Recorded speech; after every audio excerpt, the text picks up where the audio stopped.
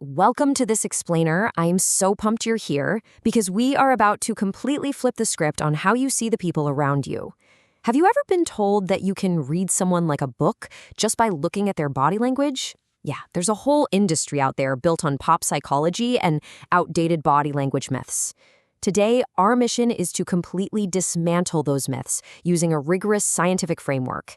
We're leaving the parlor tricks behind and stepping into the actual mechanics of behavioral analysis.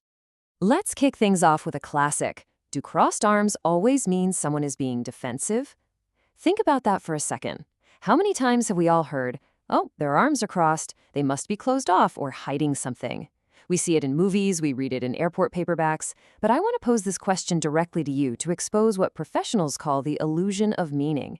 We inherently want to believe that a specific physical action holds a secret, universal translation. But does it? Or are we all just rushing to a very comfortable but totally false conclusion? Okay, let's dive into this. Pop psychology operates on this massive assumption that a single gesture equals meaning. A touch of the nose means lying, crossed arms mean defensive. It's basically an amateur guessing game. But in the realm of real, professional analysis, a single gesture equals noise. It means absolutely nothing on its own. The hard truth of reading people is that most mistakes come from over-interpreting one isolated moment without having any sort of reference system. Section 1. The illusion of meaning and why we misread people. So this is the start of our journey. Why do human observers naturally jump to false conclusions? Well, it's not because we aren't observant. It's actually because our brains are trying to be way too efficient.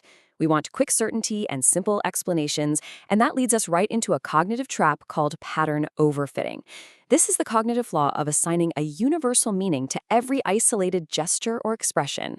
When we suffer from pattern overfitting, we assume every single twitch has a deep meaning, and every microexpression perfectly reflects a person's hidden intent.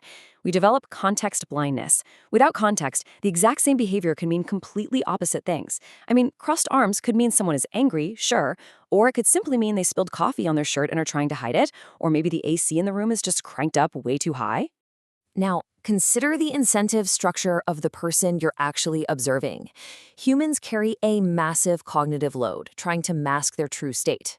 Just think about how that effort is divided up. 30% of their mental energy goes into appearing consistent. Another 30% goes into maintaining their social image. 25% is just adapting to the current context, and the remaining 15% is spent trying to minimize the risk of being judged. They are actively managing how they appear to you.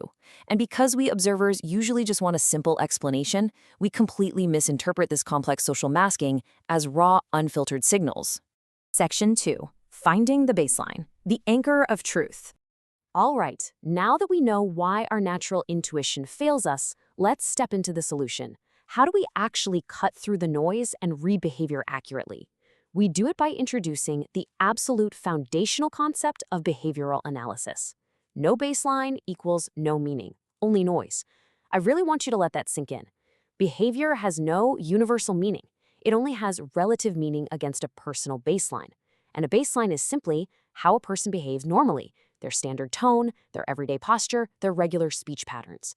If you don't know what is normal for the specific person you are observing, you have absolutely zero capacity to judge what is different. Section 3. Decoding context and deviations. The system dynamics. We've established the anchor, so now let's look under the hood at the actual mechanics of how professional analysts interpret behavior. They use a sequential 4-step comparative system. We are completely moving away from the idea of a fixed dictionary of body language. Step 1 is establishing the baseline behavior. Basically, what does this person look like on a normal Tuesday? Step 2 is noting the context shift. Did the environment just change? Did the stakes just get higher, or did a stranger just walk into the room? Step 3 is identifying the behavioral deviation. How is their behavior shifting away from their baseline? And finally, step 4 is pattern validation. We do not jump to conclusions at step 3. We wait to see if that deviation repeats across time to actually form a pattern. And that brings us to the number 1. 1 is the exact number of times a deviation has to happen to be considered just noise without further validation. If your subject stutters once, or crosses their arms once, or avoids eye contact exactly one time, it means absolutely nothing. A single deviation from the norm is not a reliable signal. It only becomes a signal when it's a validated, repeated pattern across time. Section 4. common analysis traps, and where interpreters fail. Look, even when you understand the system, human nature can pull you right back into old habits. Your interpretation becomes completely unreliable when you fall into these chaotic guessing traps. First, having no baseline established. If you don't know they're normal, you just can't spot they're abnormal. Second, jumping the gun and using an isolated observation as absolute truth. Third, ignoring cultural differences. What registers as a massive deviation in one culture might literally be the everyday baseline in another. And fourth, allowing emotional bias to affect your judgment. This happens when you start projecting your own expectations into what you think their normal behavior should be, rather than observing what it actually is. So, how do we defend against this? Here is your concrete, actionable checklist to safeguard your interpretations. Counter strategy 1. Observe behavior over time before making any judgment. 2. Always establish the baseline first. 3. Compare behavior across multiple contexts. See how they act under stress versus when they are totally relaxed. And 4. Absolutely avoid single-signal conclusions. Keep this checklist in your back pocket, and you will instantly outperform intuition-based guessers. Section 5. The Mastery Mental Models. Cross-domain power. Let's zoom out to the macro level for a second. What's so incredible about this baseline and deviation system is that it isn't just about reading people in a boardroom. It's a universal law of data interpretation. And this brilliantly illustrates how the exact same mistake plays out across massive global industries. In trading systems, looking at isolated price spikes without understanding the baseline trend will bankrupt you entirely. In chess, a single move evaluation is totally meaningless without the broader context of the whole board position. In cybersecurity, isolated anomaly alerts will just create endless, annoying false positives if you don't already have a rock-solid baseline of normal network behavior. And in military or intelligence fields, single incident reports are highly misleading without operational context. The mechanics of reading a network or a stock chart are exactly the same as reading a human being. Which brings us right back to our core mechanism. Let's say it again. No baseline equals no meaning.